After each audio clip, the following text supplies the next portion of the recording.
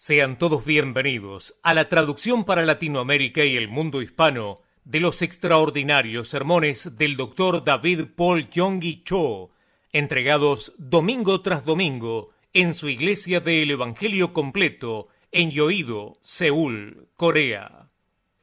El tema de hoy es: sin derramamiento de sangre no se hace remisión. Y vamos a estar leyendo el texto bíblico de la carta enviada a los Hebreos, capítulo 9, versículos 22 al 26.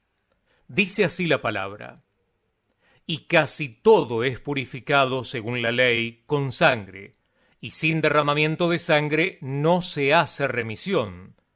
Fue pues necesario que las figuras de las casas celestiales fuesen purificadas así, pero las cosas celestiales mismas con mejores sacrificios que estos, porque no entró Cristo en el santuario hecho de mano, sino en el cielo mismo, para presentarse ahora por nosotros ante Dios, y no para ofrecerse muchas veces, como entra el sumo sacerdote en el lugar santísimo cada año con sangre ajena.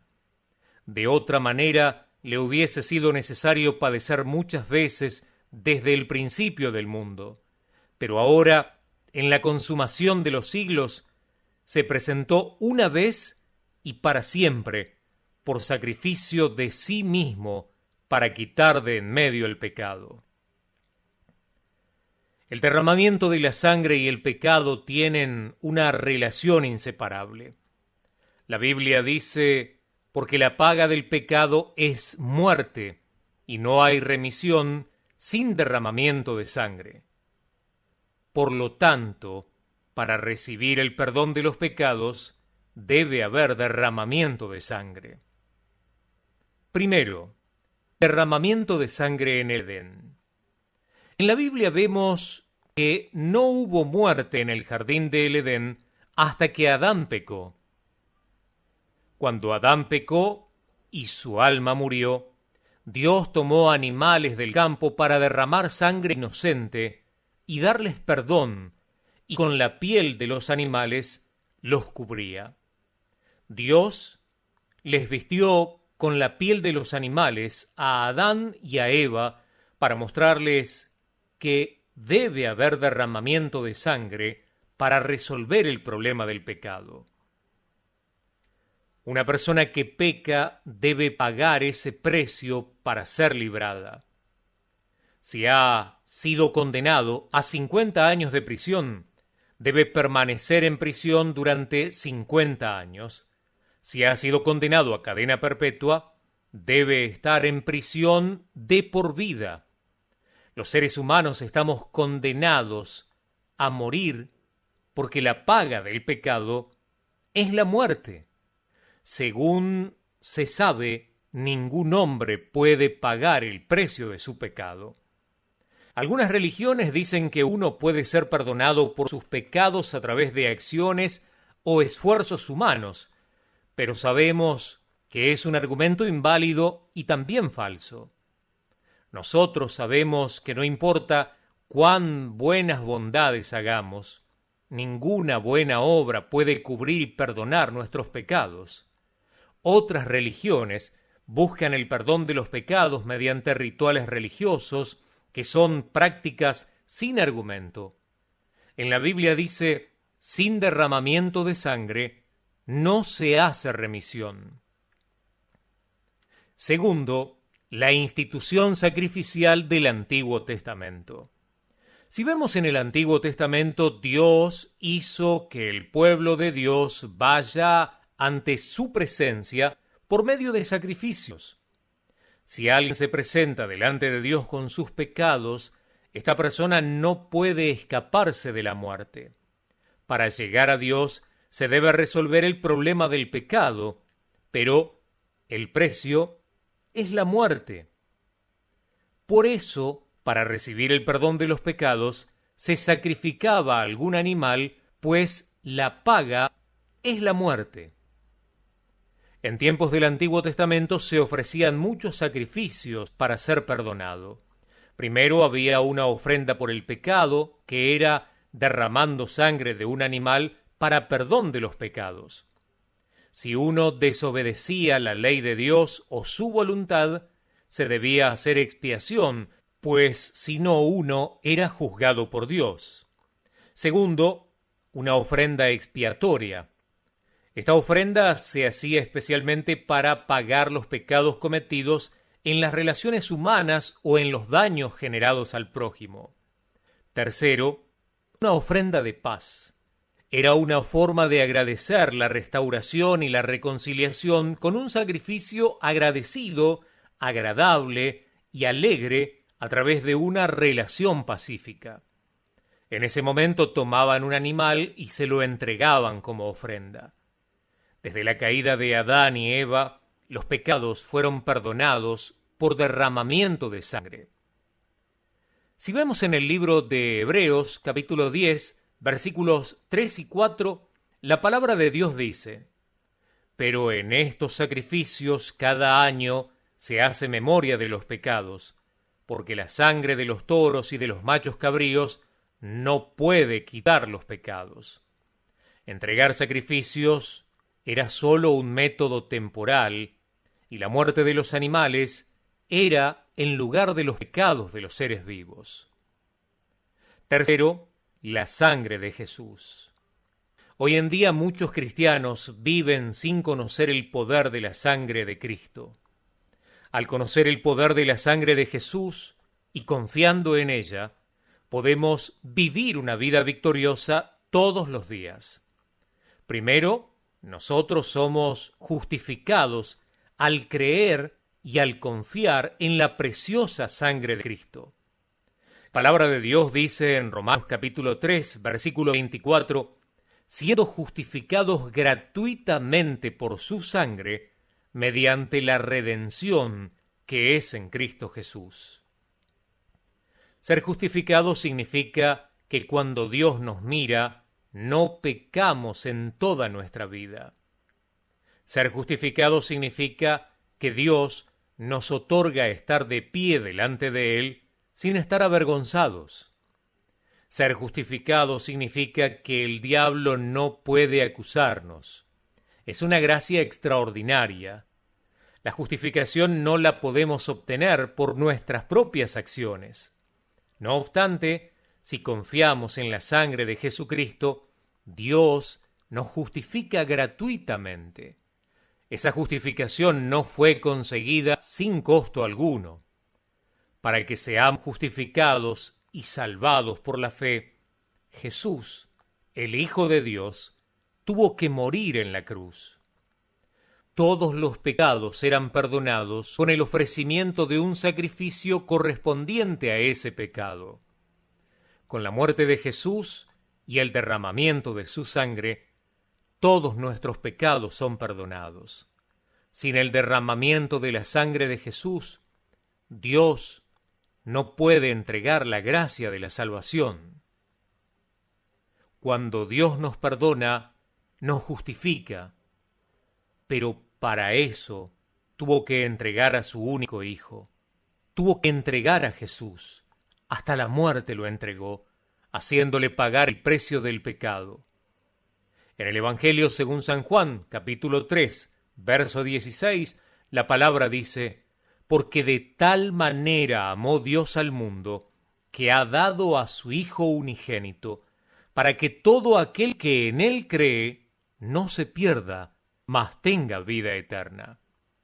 Si uno cree solamente en Jesús, es perdonado, es justificado y obtiene la vida eterna dada por Dios.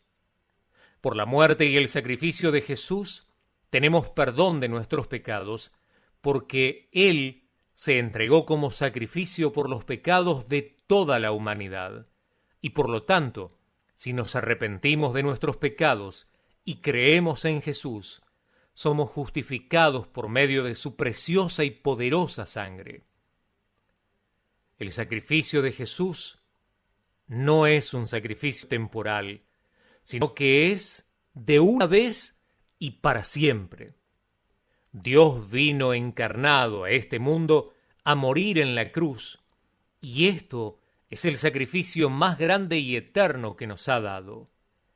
En el libro de los Hebreos, capítulo 10, desde el versículo 11 y hasta el 14, la palabra dice: y ciertamente todo sacerdote está día tras día ministrando y ofreciendo muchas veces los mismos sacrificios que nunca pueden quitar los pecados.